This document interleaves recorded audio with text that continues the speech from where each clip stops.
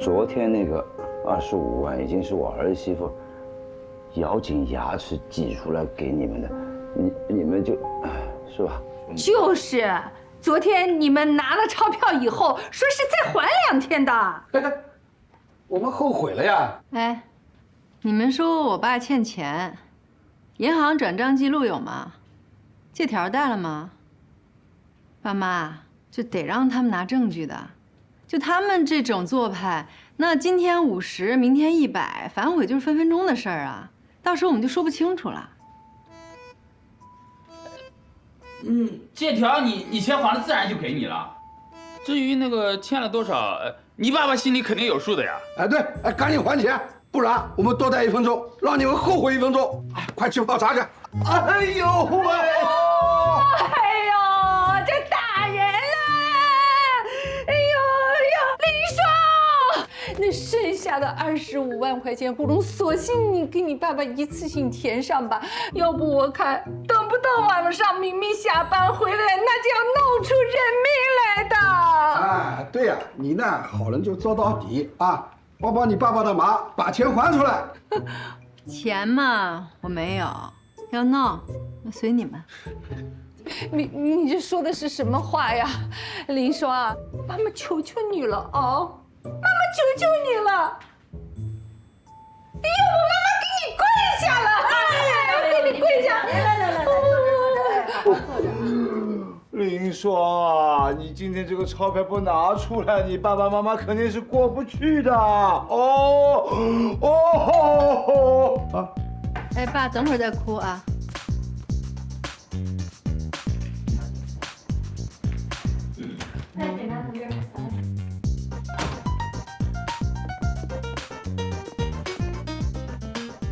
你们2个怎么回事啊？没什么。放高利贷，毁坏他人财物，你们俩知道吧？你们这种行为已经涉嫌违法犯罪了。走，跟我去派出所。民警同志，派出所就不要去了，不去了，这种事情又不是什么好事情了，对吧？爸，去吧，你看他们都动手了，回头再给你打伤了，我怎么向魏明交代啊？你们2个快点！哎，警察同志，我们是被冤枉的，我们只是过来帮忙的。帮上忙，帮忙过来打人的了。坐下。哎呀，其实我就是魏国强2表哥家的侄儿。哎呦，你不要瞎说啊！警察同志，我就是工厂门口干保安的，长得像个高利贷而已嘛。是这个老头子说他儿媳妇有钱不给他花，让我来帮忙来了。他什么时候说的？你讲清楚啊！你讲清楚，他什么时候说？哪天哪月什么时间？当着警察的面，你说清楚，说清楚啊！好了，不要吵了，干什么？2个人说相声啊？坐好去。哦，原来你们2个人一直演戏啊。魏国强，是这样的不啦？大伯伯，你可要帮帮忙！你已经到派出所来喝茶了，对吧？你不能睁着眼睛说瞎话，我可是要吃牢饭的呀。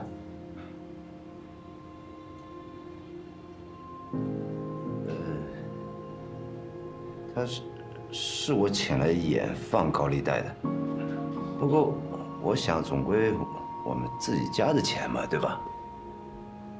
爸，你要真缺钱可以告诉我呀，你何必绕这么大个圈呢？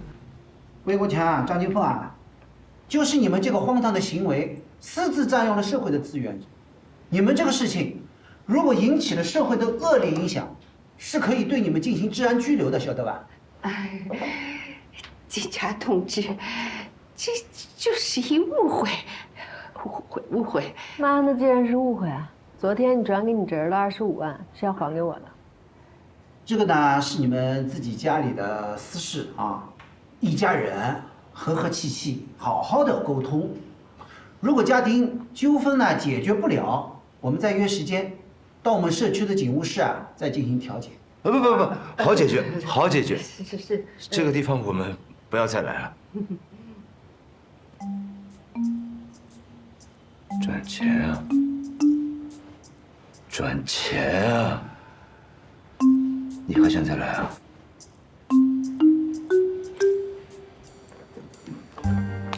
多来一点吧。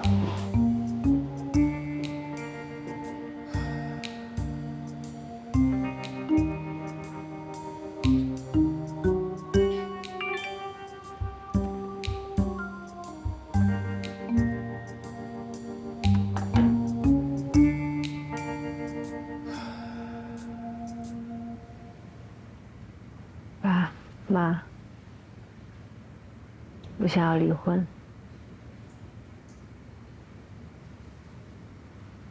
往后的日子，可能难是难了点儿，但就算是我一个人，我也不害怕。双双啊，其实，就算是没有昨天那个事情，你的情况，我跟你爸还是清楚的。是啊，你呢，从小就是懂事要强的孩子。从上学到工作到结婚，都是你自己拿主意。你这次能做这么大的决定，我相信你肯定想明白了。这些年你吃的苦头，虽然你都不肯讲，但我跟你爸都看在眼里的。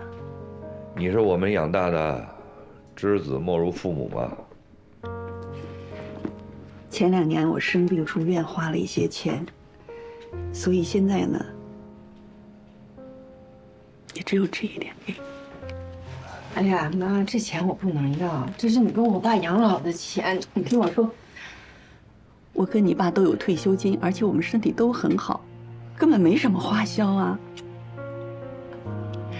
要不这样吧，你先拿着，过2年等你有钱了，你再还我们呗。我跟你妈妈没什么太大的本事，也就帮你这些了。其实，离婚也没什么呀。婚姻失败，并不代表人生失败。别人要怎么说就让他们说去。日子是自己的，又不活给别人看，对吧？不要有什么思想负担，啊。不过话说回来啊，有一件事你做的不好，我可要批评你。你既然早就想好了，为什么不早点跟我们说呀？爸爸妈妈不是怕你离婚，是怕你把日子过得稀里糊涂的，怕你委屈受罪。怕你过着过着把自己都给过丢了。闺女，你记住，人这一辈子呀，无论遇到多难的事，遇到多困难的境地，首先要保护好自己，最主要的要先爱自己。你记着啊，你可不是一个人，你有爱你的妈妈、爸爸，你还有果果呢。有一个完整的爱，比完整的家更重要。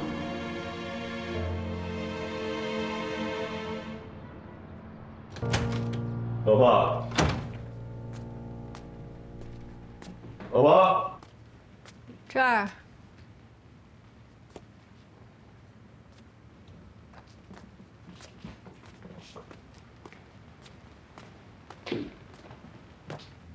爸妈的事我听说了啊，是个误会。好像没有什么事儿，是一句误会解释不了的。他俩今天特地来到公司，跟我这一顿解释。这事儿是他俩做的不对，你看，还给你买了阿胶。爸妈年纪大了，你就给他们个台阶下。我的钱不是也上交了吗？还帮你那朋友做了业绩，这事儿过去了。大家都是一家人，家里就一个孩子，那爷爷奶奶的钱，以后不也是他的吗？既然都一样，那又何必这么辛苦唱这个双簧啊？什么叫唱双簧啊？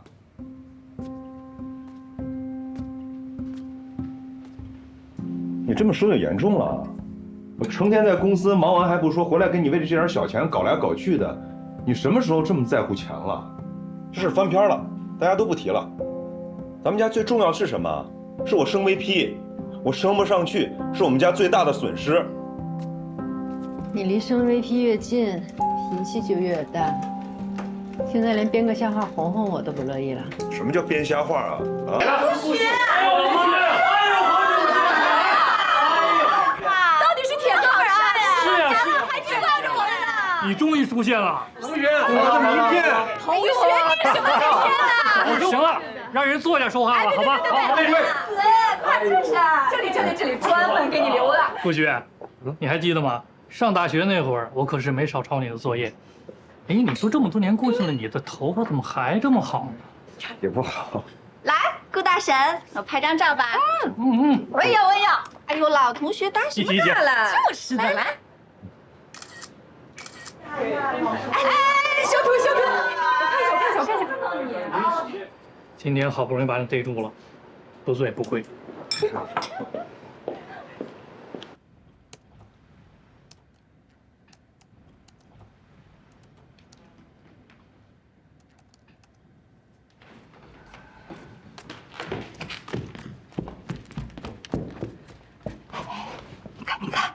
我怀疑林说没错吧？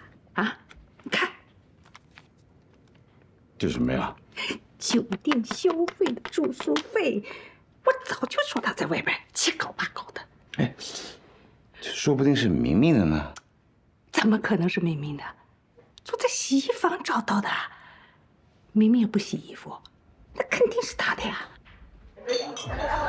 哎，玄子，把他看住了，别让他跑了啊！我把歌唱完。哎呀，全班的骄傲，给我喝一个吧。酒量不好。来，不喝看不起人啊。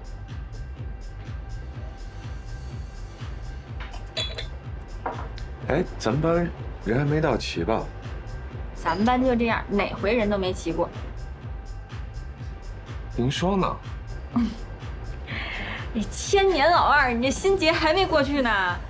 他应该在家看孩子呢吧？我们组织好多次了，每回他都不露面。来，哎，我亲爱的顾总，来，拿着呀。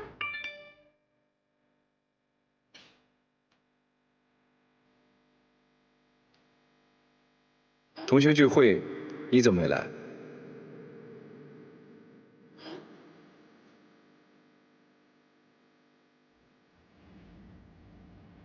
我没看见群里发信息。顾总，我真服你了，说好了同学聚会合作，现在过来吧，同学情谊太……大家都到了。不过去了，他忙一天了。缺席就应该提前告知，以便提高大家的时间利用效率。既然你这么闲，帮我解答个问题。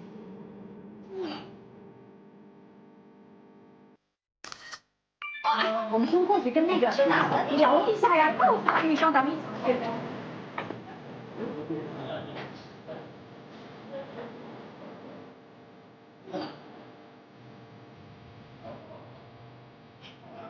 你把第7行的条件函数去掉，把第4行的参数和第8行的参数对调一下试试。那再帮忙看看这个，谢谢。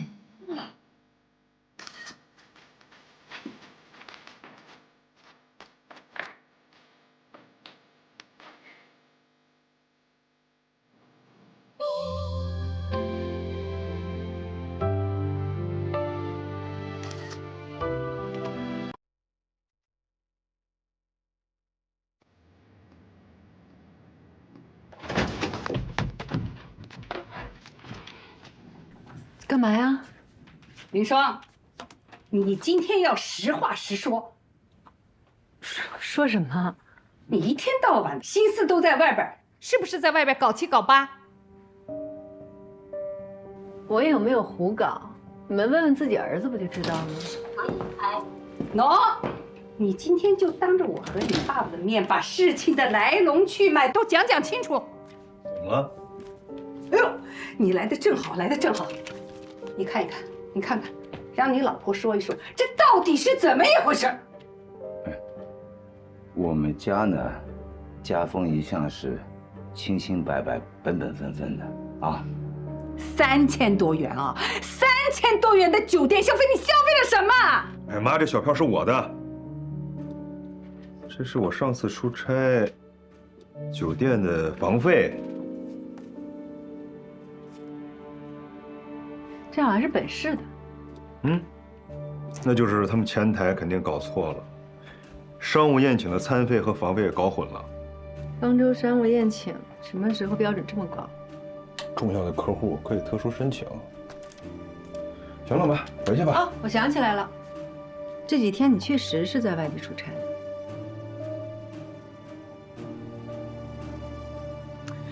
妈爸，来，你们搞错了，哎呀，误会，我们2口子好着呢，你去吧，你别小票嘛，能有什么事儿？走。哎，误会给我。误会在哪儿了？酒店嘛，业务那么多，来来回回的房费、餐费，他们肯定是财务搞混了。你说到财务，那个我今天去趟银行，你上次说那理财还真挺不错的。我觉得以后咱们家这些钱还得多听听你的建议。可以呀，正好，我有一个朋友是在银行做理财专员的，嗯，最近想做点业绩，让我帮帮忙。我看了，有几个产品挺合适的，利率不错。那正好，我年底的工资加上奖金，扣去咱们家的家用，拼拼凑凑的，差不多50吧。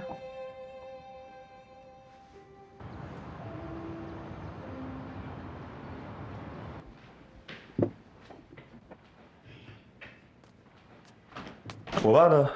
哎，出去锻炼了。哎，那个林双昨天晚上怎么说呀？没怎么说。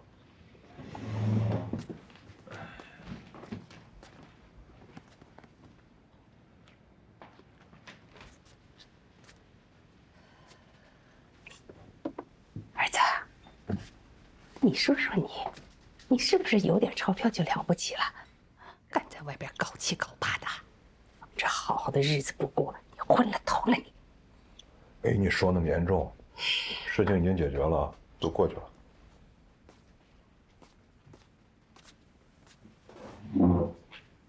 林双真的没跟你计较啊？没有。我年底的奖金，扣去家用，有50万吧，都给他拿去理财了。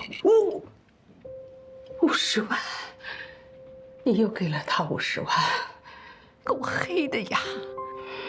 谁说那个林双不计较啊？啊，你把柄抓在人家手里了，把钱拿出来了。反正都是咱们家的钱，存哪儿不一样？怎么能一样啊？啊，我都跟你说了多少遍了。 钱在谁的手里，谁在家讲话就硬气。这个事情你不要管了，我来想办法。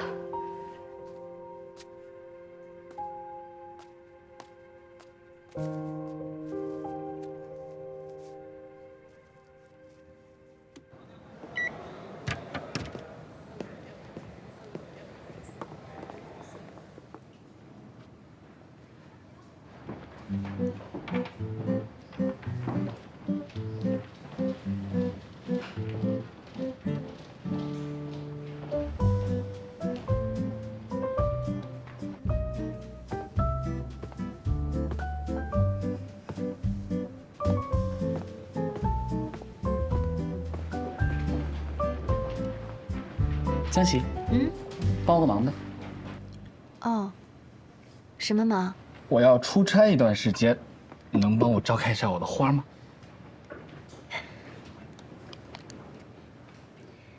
我要是答应你，接下来你是不是就该管我要微信，然后3天2头的问我这个花怎么样，然后顺便再跟我聊聊诗和远方。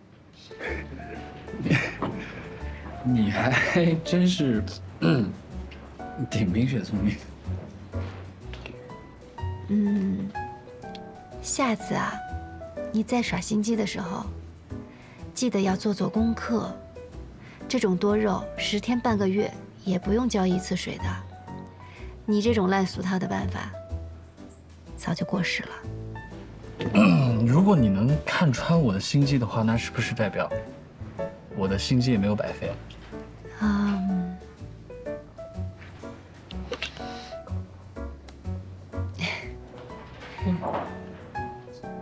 明博，谢谢你。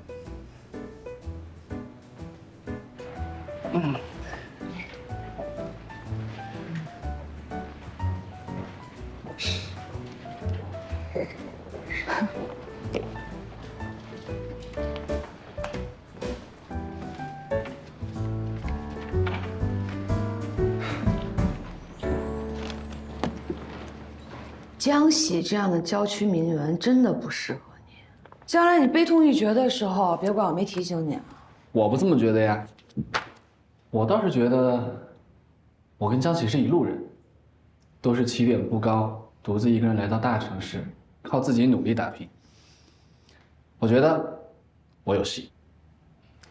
吃点坚果。宇哥，跟我出去见个客户。好嘞。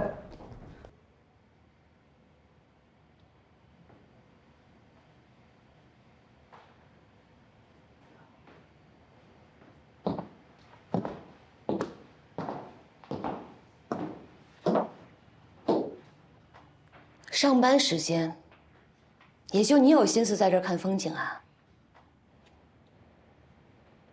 我反正也没什么事做，在工位上待着也是浪费水浪费电的，不像你，在工位上少待1分钟都是浪费。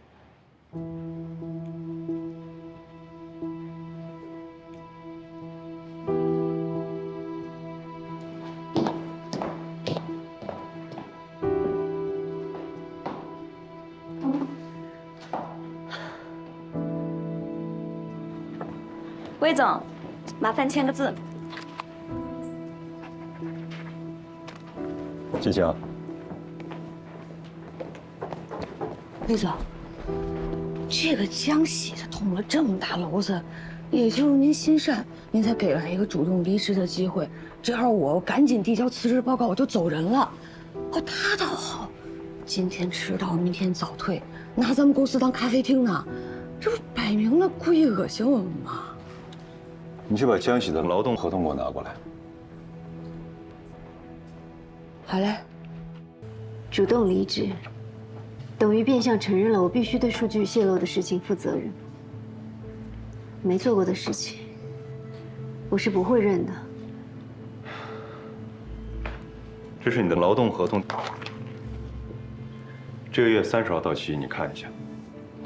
之前 HR 是许诺给你 N+3，但你一直拖着不肯辞职。等劳动合同到期后，方舟是肯定不会跟你续约的。别说 N+3了，你连当月的工资都领不起。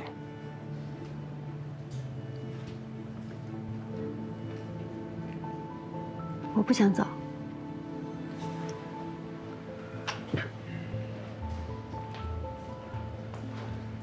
想不想的不由你，游戏已经结束了。以你现在的处境，见好就收吧。难道要我们两败俱伤吗？从来都没有两败俱伤。以我对魏总的了解，死的只有我。你这话就严重了。反正你都是要走的了，我们彼此给对方留点脸面，姿态好看一点，日后还相见呢，免得难堪。你说呢？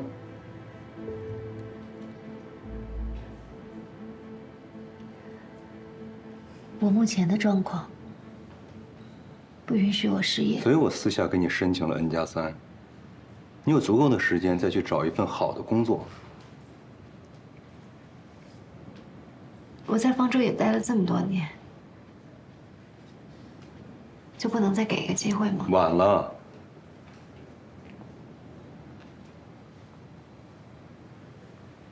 江喜，娴静的山茶花，突然长了扎手的倒刺，即使再美，也无人欣赏。人不是总有机会的，你要为你的错误付出代价。N+3就是我给你最后的情谊，1周之内完成交接，离开方舟。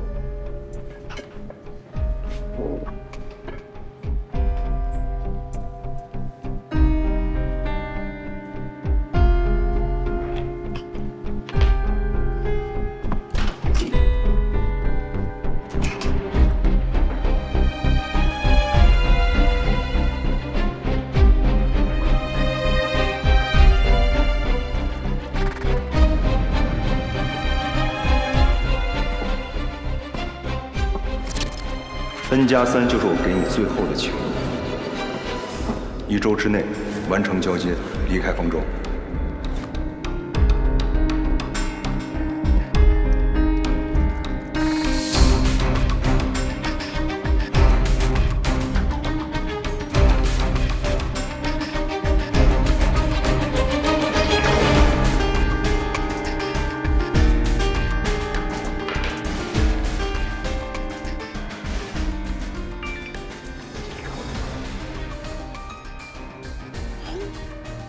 魏明限我1周内离职，我拖不过去了，怎么办？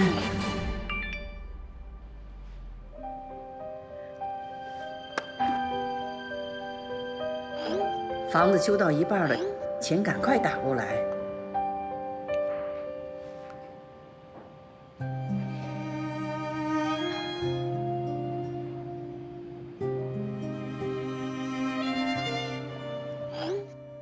我想想，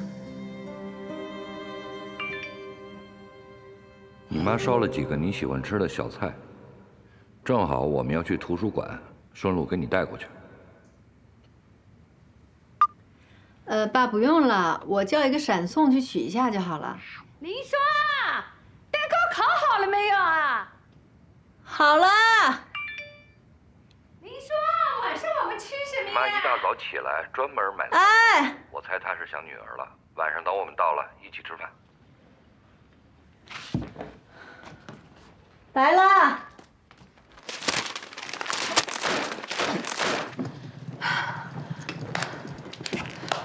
你疯了吗你？你干什么？啊，你的东西我已经让同事帮你收拾好了，就不麻烦你自己动手了。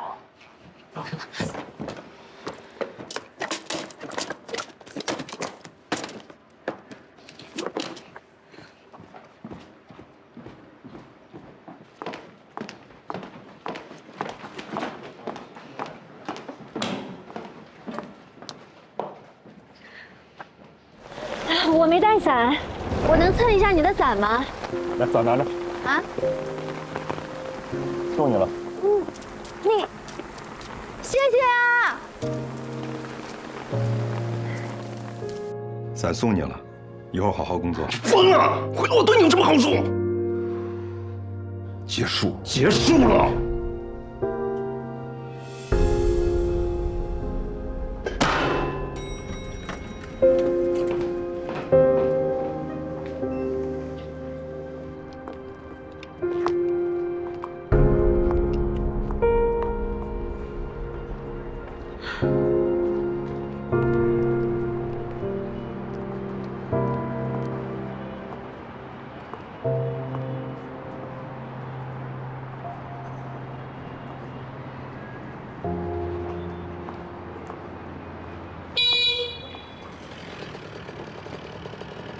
这位小姐姐，是您约的专车服务吗？您的专车司机何明博竭诚为您服务。那么，请您戴好安全头盔，我们准备出发了。这个我就不用了。安全第一。来，大小合适吗？抬头。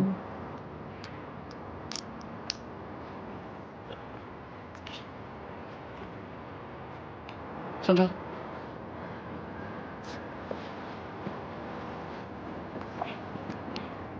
我们系好安全带，就准备出发了。安全带。手给我。那声。专车出行，现在开始。坐好扶稳啊！哎，你踩着我脚了。呵，抱歉。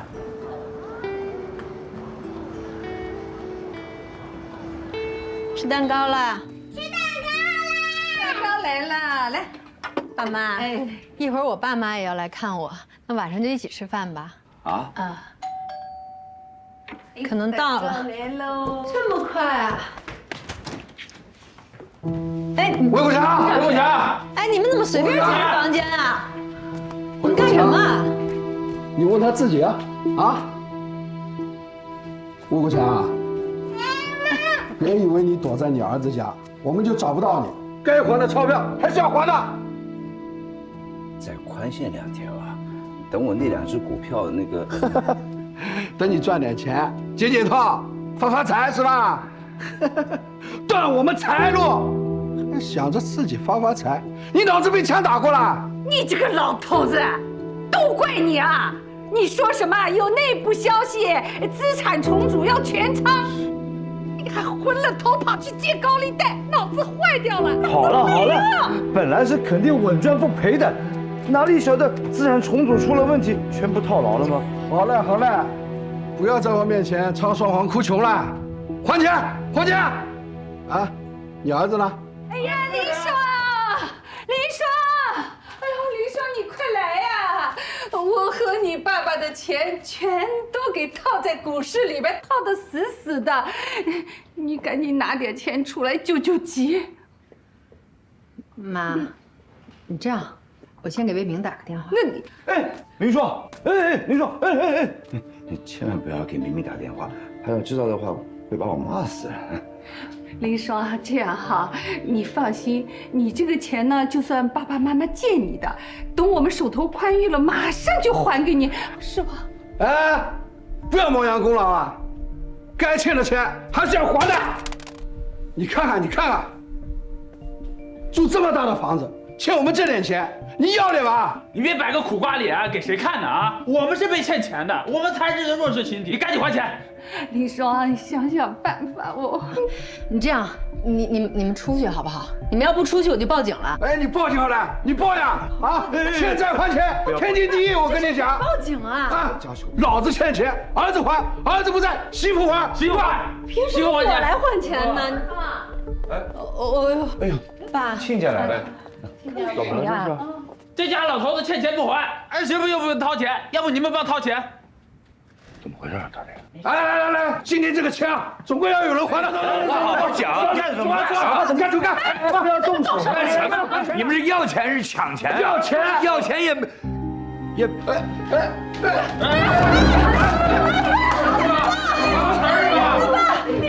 长，快打电话给我！老林你不要耍心眼，还钱！给你！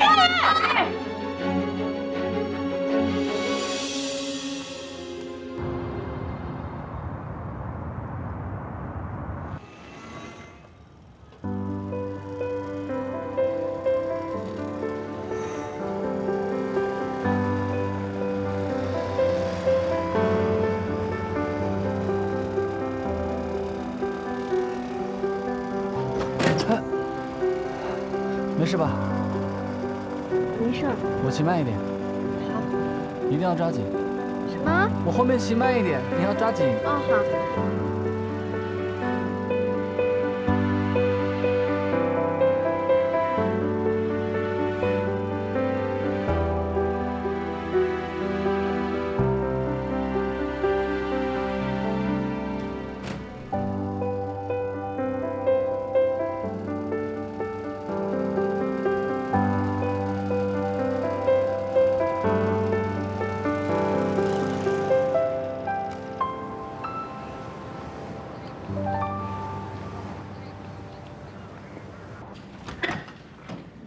医生，心电图和 CT 都是好的，血压也稳定了。老人家呀，我就是因为情绪激动引发的暂时性脑缺氧，目前看呢没有什么大问题了，回去多观察观察啊，还有回去要多注意他的情绪变化，就多开导开导。这人一旦上了岁数啊，经不起刺激的。知道了，谢谢你啊，医生。还有啊，这个病人刚刚恢复过来，需要安静，暂时不要打扰他，啊。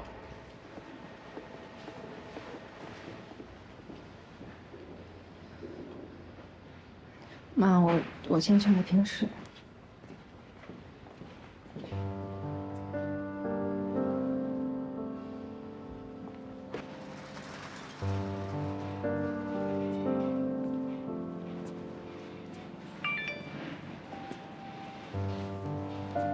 你还好吗？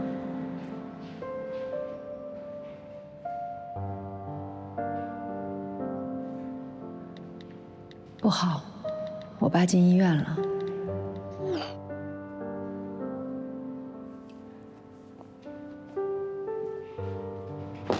护士小姐，麻烦我想问一下，那个神经内科是往这边走吧？就从这边。啊，好，谢谢你啊。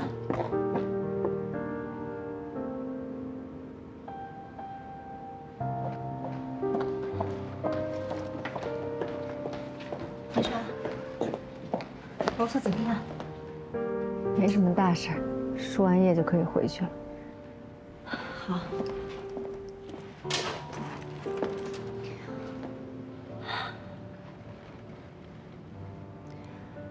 你说你啊，怎么这么爽快就答应了替魏明父亲还债啊？不想把事情闹得太难看。要我说啊，他们就是拿准了你为人清高，做事情姿态要好看，所以演了这么一出戏，为的就是要让你把钱拿出来。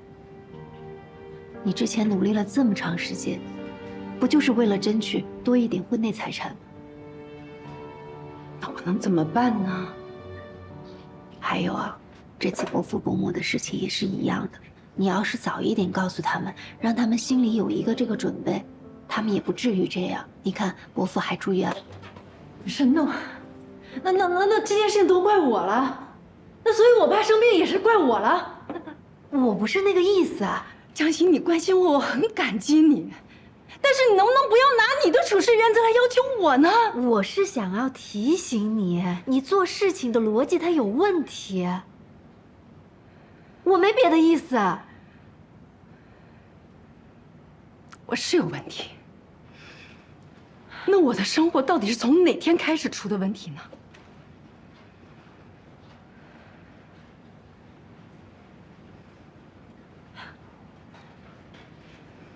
从你发现魏明出轨的那一天起，是我对不起你，是我不好，都怪我。我就不应该来，对不起。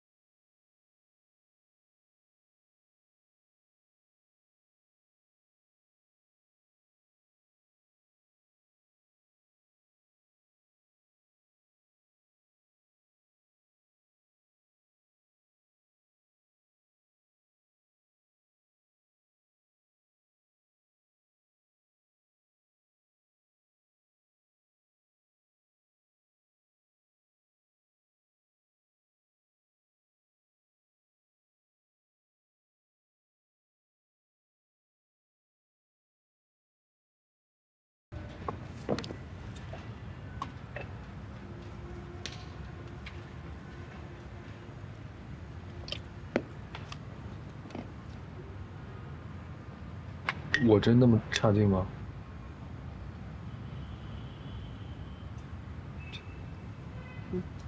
算了，不问你。从小到大也没说过什么好话。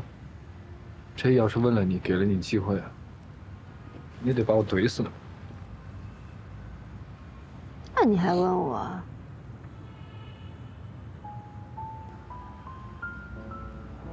我今天又去面试了，这2天来来回回面了得有个7、8家公司吧。你知道人家怎么说我吗？说我这个样子，什么销售就算了，可以应聘什么保安什么的。说的对呀，你呀，就像个鸵鸟，这么多年呢，你都把那脑袋埋在那沙漠里，是时候让暴风雨好好锻炼锻炼。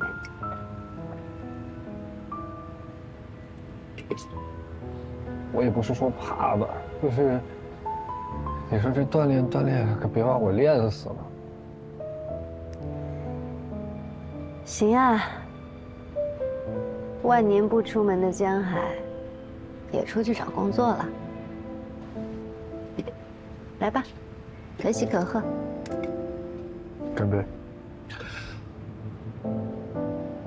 祝我早日找到工作啊！祝我事业快乐。你说啥？你失业了？怎么了？给你一个养我的机会，你不乐意呗？主要是我现在也没找到工作，你这要是真的一失业的话，那不是是得罪什么人呢，还是犯什么事儿啊？你怎么那么多话呀你？你问那么多问题，好像搞得你能帮我解决问题一样。哎。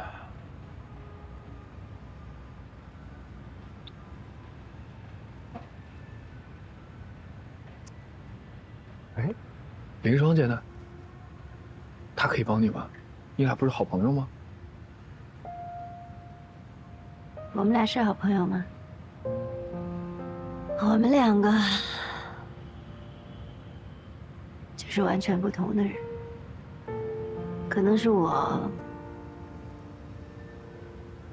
自作多情吧。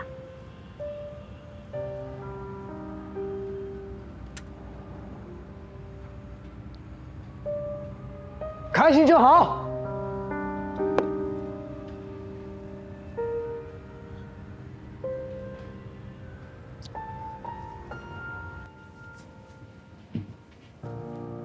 林说，刚刚那个事情，谢谢你啊。爸，刚才那25万，我挪的是打算买理财产品的钱。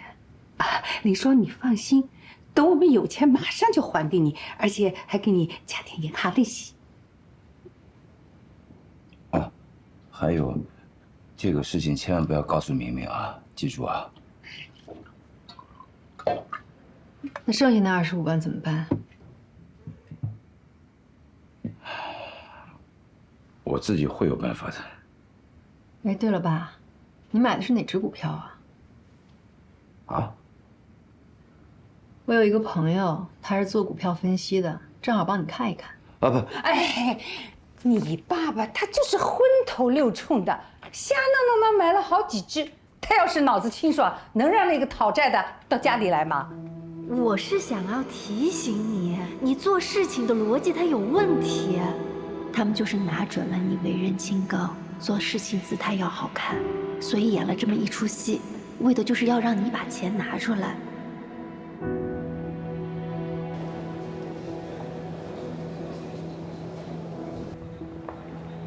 这个季度经营数字也实在不理想，原计划少了30%。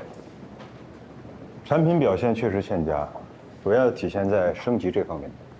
而升级需要先进的算法支撑，在技术领域，我真是一点劲儿都使不上。算法呢，确实是方舟的短板。虽然这是技术部门的锅，但你觉得董事会会听你解释吗？啊，来吧，魏明，说说看你有什么解决方法？方法倒是有一个，主要看我们想不想用。您听说过磐石的 OP1 技术吗？当然知道了，磐石的 OP1 技术在业内那是顶尖的。怎么，你想找磐石买技术？我们是以产品著称，而磐石的技术是业内顶尖的，我们没有的东西可以花钱搞定，正所谓强强联合。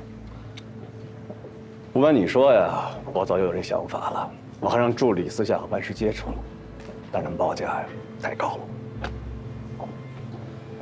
大家都为双方的利益着想，合作自然没有那么快达成。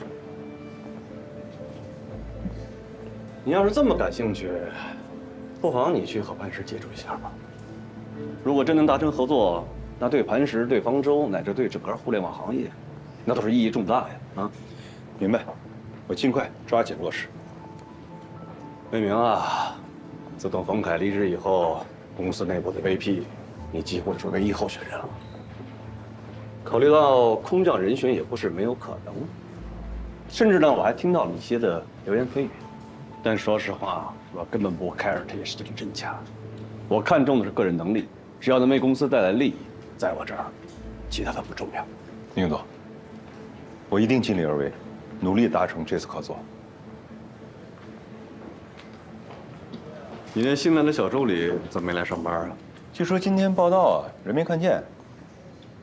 这可是个烫手山芋，你可小心捧着。是吗？我练过铁砂掌，烫不着我。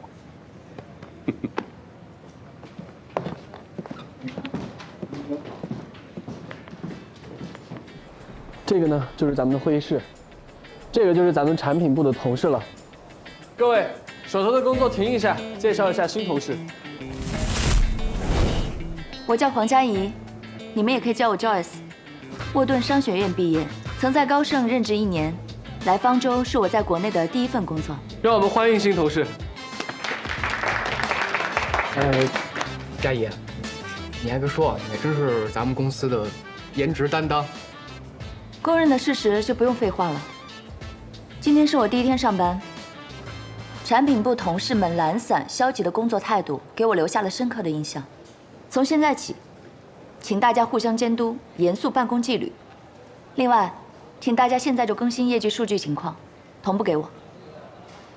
周5才是常规更新数据的时候。我喜欢把所有事情都做在前面。那大家现在去更新吧。佳怡，那个我带你去魏总的报道，这边。好的。改哪个？把这个都填上。天天改。请进。魏总，新同事到了。魏总你好，我是黄佳怡。你好。刚毕业小孩拽什么劲儿啊？以为他谁呀？夸他还不领情。是，小点声。我跟你说，我刚带他上来的时候看了一眼他的简历，他爸是咱们大股东黄头。谁？黄董啊？我的资料您已经看过了吧？看过了，非常优秀。喝茶吗？我这有明前的西红柿酒。不好意思，我只喝咖啡。第1天工作都还适应吧？向来只有人适应环境，没有环境适应人。我既然来了，就会努力的，请魏总不用担心。你这个岗位虽然跟我对接，但说实话，我没有什么选择权，都是董事会的决定。我的能力绝对配得上我的岗位，你应该相信董事会的安排。这样最好。我一向最反感关系户，在我们部门，任何人都没有特殊待遇。3个月试用期过后，经过综合考核，如果你不适合待在产品部，你还得做好提前调离的准备。现在讨论3个月以后的事还为时尚早，那没什么事的话，我先去忙了。魏总，好，工作顺利。谢谢。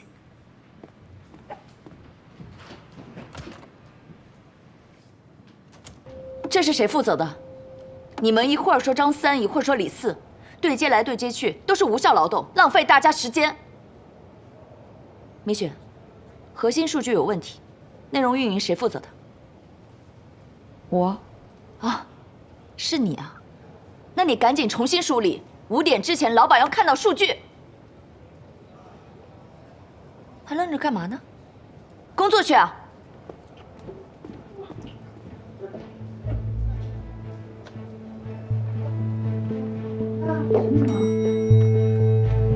你都对接3个月了，连最基本的什么时候线索转上机都搞不清楚，数字居然也对不上，真不知道你任务要怎么完成。行了行了，你别去见客户了，我去。这就是方舟的水准吗？这要是在高盛，像这样的员工早就被开了，怎么拿得出手见客户？同事们的水平我不好评价，但是你这副趾高气扬的样子，就真的适合去见客户吗？你是哪个部门的？我是战略创新部的江喜。不劳你费心了，过几天我就离职了。不好意思啊，借过让一下。哦，还有啊，我想提醒你，你这个样子真的不适合去见客户的。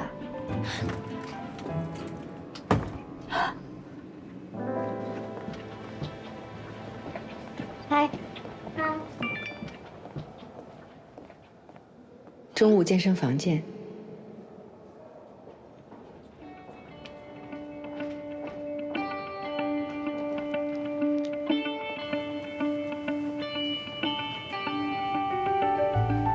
好，分开双腿，然后抬我们的右腿，用右手抓住右脚，左手向上找天花板，眼睛可以看前方，感受我们的身体去放松。呼气的时候来，慢慢的将脚落下来，手落下来。现在将我们的右脚去屈膝来踩在左大腿的内侧，双手向上举向天花板，眼睛可以平视前方。同样的，在这里保持3个呼吸，身体放松。呼气，手慢慢的落下来，将我们的右脚收回原位。好，这节课就结束了，谢谢同学们，大家可以自由的拉伸一下。谢谢老师。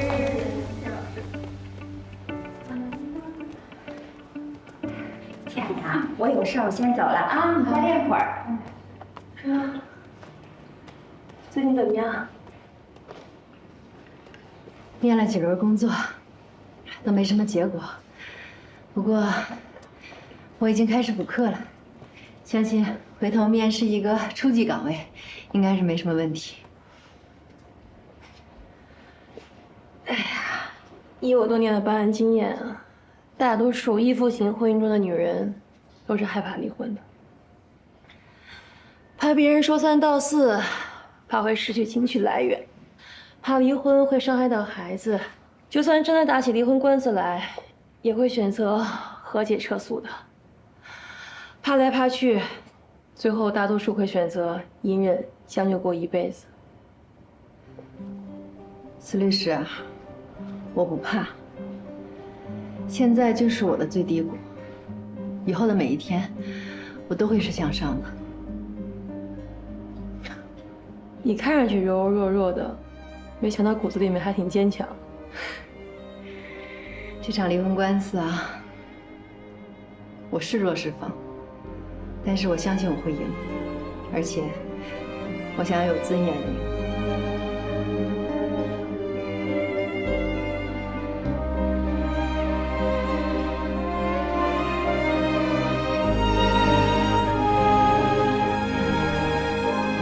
磐石那边呢，一口咬定这个就是最低价钱了，但还是比咱们的预期要高点。这个价格，董事会那边肯定是不会通过的。是，但他们一副好女不愁嫁的架势，我也真的不心疼。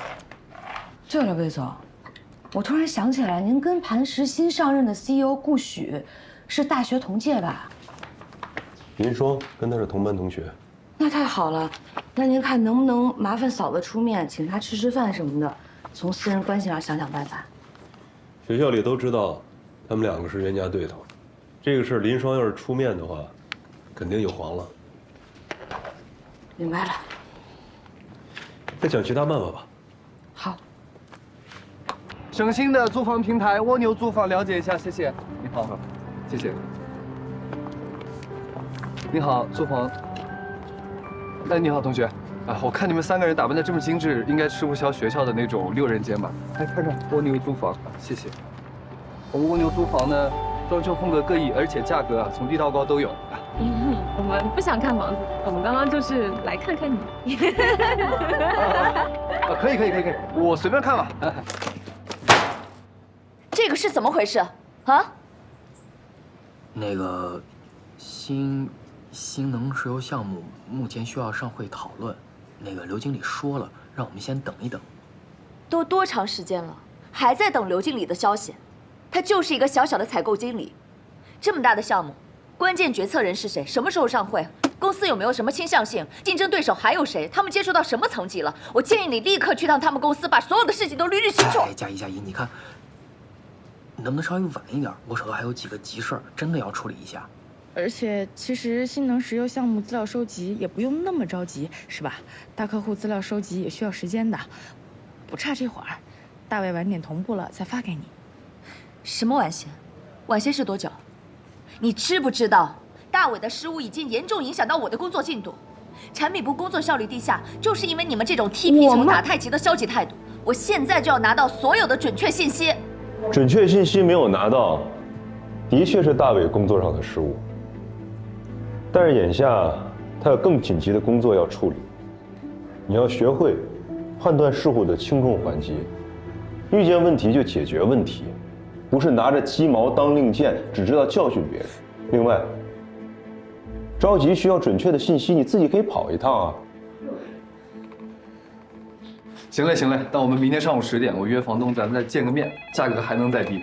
哎，好的，王总，明天见啊，再见，谢谢。咋样？成了？成了呀，不错嘛。你今天开几单了？3单。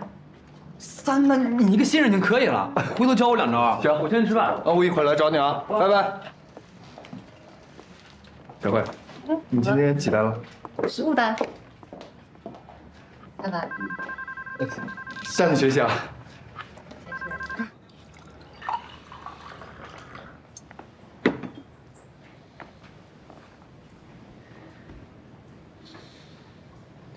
有情绪。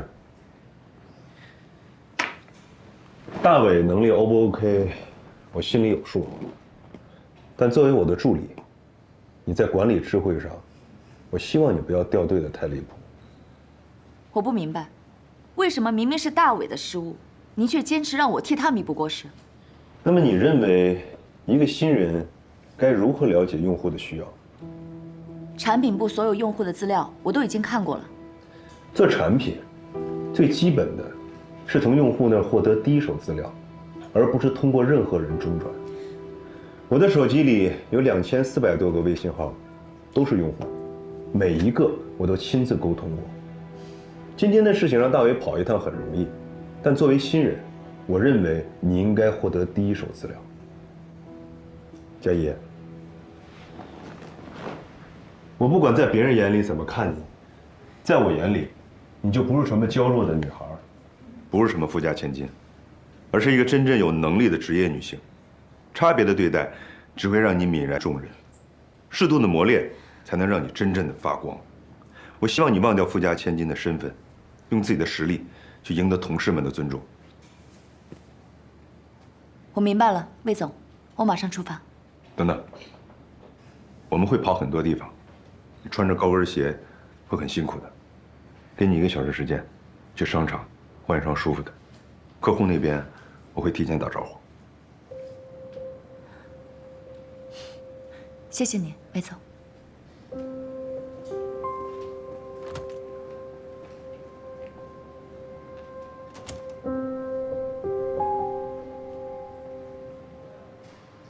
由于一些机器学习应用的训练涉及到敏感数据，而模型可能会在无意当中泄露用户隐私，因此引入噪音数据和黑客算法就能实现对隐私数据的保护。好了，同学们，今天的课就讲到这里，大家回去以后好好看看笔记。下课。抱歉，过一下啊，谢谢，过一下，过一下，谢谢，谢谢。哎，这不是魏总太太吗？哦，我是方舟技术部的陈志，上次团建我们见过。哎，你好。真巧，你对互联网也感兴趣啊？啊，我就是随便来听一听，那个我还要接孩子，我先走了啊，下次聊啊。好，抱歉，谢谢，过一下。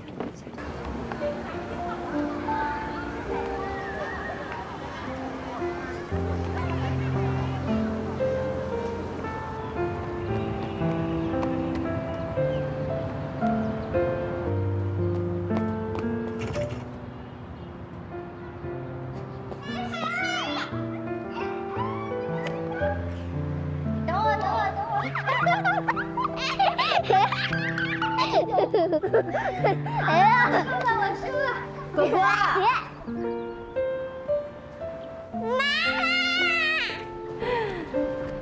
哎，还想玩一会儿吗？还想。去吧。